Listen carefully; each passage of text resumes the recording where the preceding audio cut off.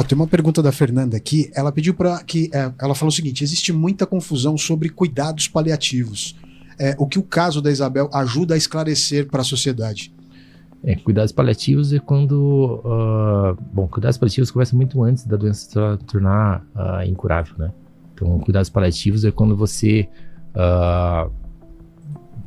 pode estar tratando ou não tratando, mas você não tem muita expectativa, vamos dizer assim, de cura desse paciente.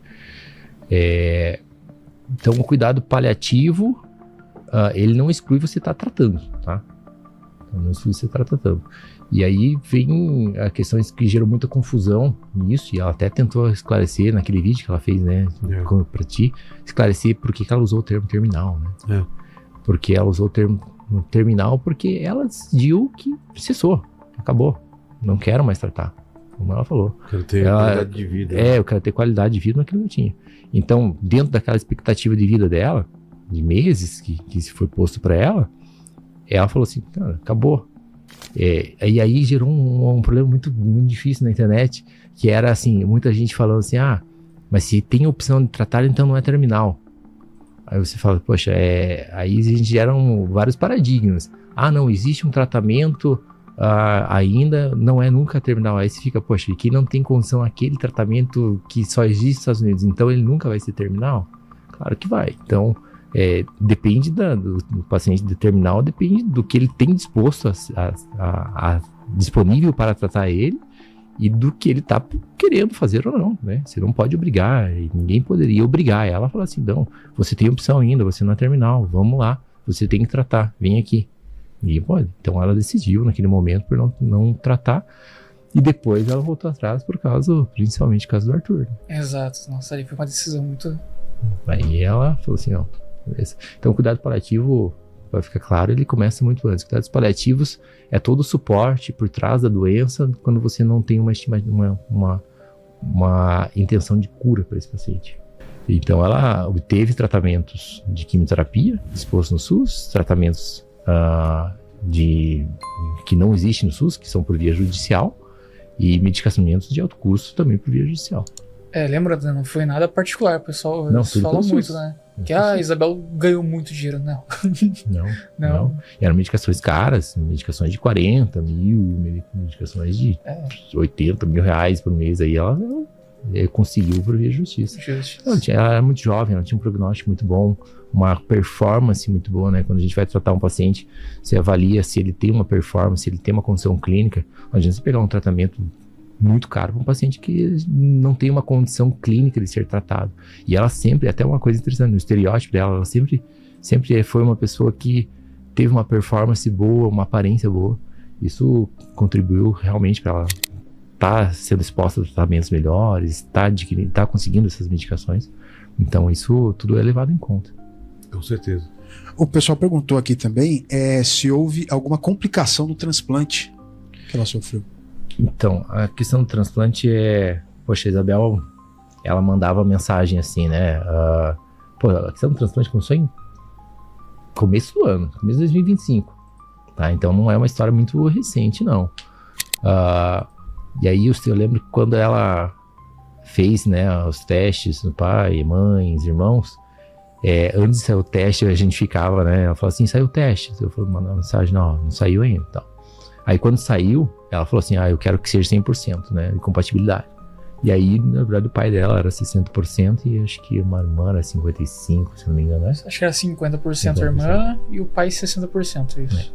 Aí ela ficou bem relutante, tanto que ela fez um pouco mais de nível da medicação que ela estava fazendo para pensar mais tempo no transplante. Mas o transplante que ela fez não foi um 100% como ela queria, 60% de compatibilidade, aumenta um pouco o risco. E a questão do ponto de vista do que gerou, né, o fato, né, infelizmente é uma complicação prevista no transplante, que é uma doença enxerto hospedeiro, né. É uma situação muito, para entender, enxerto hospedeiro é uma coisa muito complicada, assim, sabe? Pra você entender, assim, se eu pegar alguém ali, vamos pegar o fulano, e eu coloco um rim nele, você tá fazendo um transplante. Sim. Tá?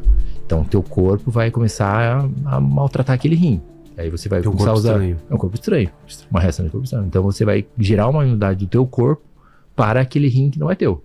Aí você vai começar a usar medicação, imunossupressor, para diminuir tua imunidade para não atacar o rim. Tá. E você modula, né? Você tem que modular. Não posso ser agressivo, diminuir a imunidade, porque senão ele vai pegar qualquer infecção. Mas eu também não posso deixar a imunidade lá em cima, porque a imunidade não pode ser agressiva contra aquele órgão. No transplante de medula óssea é um negócio muito bizarro. Porque você tem a tua imunidade agindo contra o teu próprio corpo. Na verdade, a imunidade de outra pessoa. Você pegou a medula óssea de outra pessoa, jogou lá, e aí aquela nova imunidade da pessoa dentro de você está gerando problemas contra o teu corpo. Então, o teu corpo é todo estranho àquela medula. Então, é uma situação muito quase que inverso da outra situação. Não é aquele corpo estranho que você colocou, mas a tua imunidade que foi colocada que não reconhece o teu corpo. Então, começa a atingir tudo. Começa a mandar... no caso dela, pegou bastante pulmão, pegou bastante fígado, pegou muito intestino. Intestino foi o pior. Foi o pior. Nossa. Então você tem anticorpo e imunidade não reconhecendo o teu corpo inteiro. E aí essa modulação é muito complicada, né? Essa modulação de você imunossuprimir o paciente, deixar ele com a imunidade baixa, e você muitas vezes está tratando uma infecção. É uma situação muito complicada. É uma situação de alta mortalidade, né? Você tem graus de doença enxerto hospedeiro, desde um pequeno mancha na pele, né, que pós-transplante, até coisas muito graves, né? Ela teve um grau muito grave. Eu não sei se... creio que essa doença ela afeta os órgãos também, né, doutor? Afeta. E esse foi um dos motivos das complicações de Isabel. Afetou muita coisa, né? Afetou. Você lembra que ela ficou amarela? Ela ficou muito amarela, bilirrubina em 20, entendeu? Então é uma situação, é uma complicação sim do transplante, só que é uma complicação prevista, né? Transplante de medula óssea é extremamente complicado. Não faço isso, não tenho vivência muito com isso. Vivi mais porque eu tive que acompanhar ela. Não tive, não. Ela falou, olha, por favor, me acompanhe, não sei o quê, fica comigo, né, eu quero que você tire dúvida, eu confio que você esteja comigo, senão eu não vou fazer o transplante. Ela falou, se você não ficar conversando comigo, eu não vou fazer o transplante. Eu falei, então beleza, vamos aí, você precisa fazer, então vamos lá, eu vou ficar com você. Então eu ficava falando com a equipe todo dia, mas é um procedimento, vamos dizer, de mortalidade até que alta. Você faz isso com uma intenção muito importante, com um risco-benefício muito grande. Tem mortalidades de até 20% isso. Para nós eles passaram 50%, mas diante de tudo que a gente viveu, que eu vivi com a Isabel dentro do TMO lá, cara, é 20%. É 20%, não tem. É muito grave, é uma situação muito complicada, muito complicada.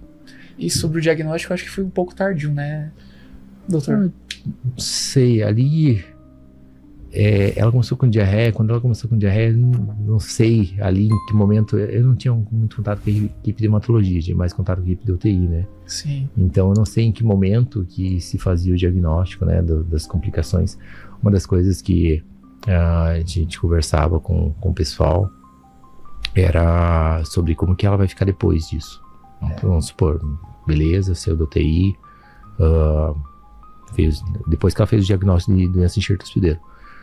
Depois disso, se ela sobrevivesse, né, e por vários momentos a gente pensava, cara, essa menina não tem chance de não viver, porque ela, na terça-feira você conversou com ela, né? Sim, na terça-feira eu conversei com ela. Ela tava, acho que foi quando ela tava com a bilirrubina muito alta, né? Uhum. Tava eu e o pai dela lá, a gente chegou lá, é médico, por isso que eu falo, tem médicos humanos e tem médicos, né? Aí a médica chegou pra mim e falou, ó, Lucas e pai, a Isabel tem hoje de vida, entendeu?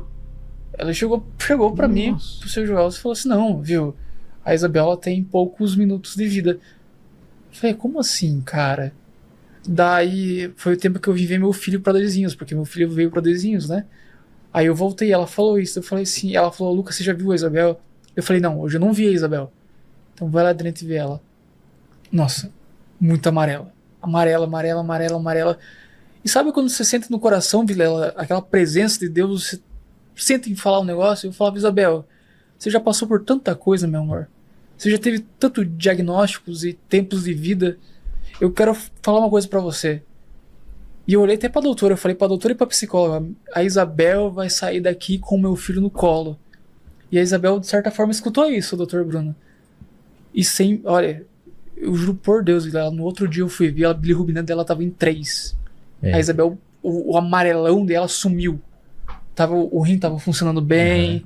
Foi numa hora, assim, por isso que eu falei assim, quando eu fui pra lá eu não esperava, com certeza não esperava que ela não esperava que ela fosse mal. Eu falei assim, agora vai, porque assim, ela melhorou muito, foi o melhor momento dela. Nossa, melhorou pele, melhorou tudo, sabe? A gente teve aquele momento, cara, a Isabel vai sair daqui mesmo. Uhum. E aí, continuando assim, como que ela sairia? Ela saiu, resolveu o problema de saúde dela, saiu da UTI e tal, doença enxerto hospedeiro pro resto da vida. Então a imunossupressão pro resto da vida. Então, se ela adquirir uma incompatibilidade desse transplante, se ela teve uma reação de corpo estranho, vamos dizer assim, ela ia imunossuprimir para o resto da vida. E agora não sabe qual grau, né? Ela ia precisar de medicamentos igual um transplantado de rim, um transplantado de fígado precisa. É claro que dependendo do grau que ela tinha, ela ia precisar de mais ou menos medicação. E aí tem a questão de qualidade de vida, né? A gente não sabe, porque é um limiar muito complicado de você regular, né? A gente não está falando de regular um carro, né? A gente está regulando a imunidade no paciente através de medicamentos. Então, tudo interfere. Então, você tem que regular aquilo para ela não adquirir infecção, mas ela também não agredir o corpo dela. Então, você tem que ter um limiar e um manejo muito, muito difícil de fazer isso. Não é tão fácil fazer isso. E muitas complicações podem surgir disso, né? Se ela vamos supor que ela tivesse ainda com sintomas de doença enxerto hospedeiro, você aumenta a imunossupressão dela, ela desenvolve infecção, uma pneumonia, UTI de novo. E fora ainda a chance de o transplante não curar ela e a doença ter voltado ainda. Então, poxa, foi discutido isso com a equipe, porque era uma situação muito complicada, né? Era uma situação que a gente não sabia como que ela ia sair da UTI, como que ela ia ficar, como que seria a vida dela, porque tinham vários Cs que ninguém sabia o que ia acontecer.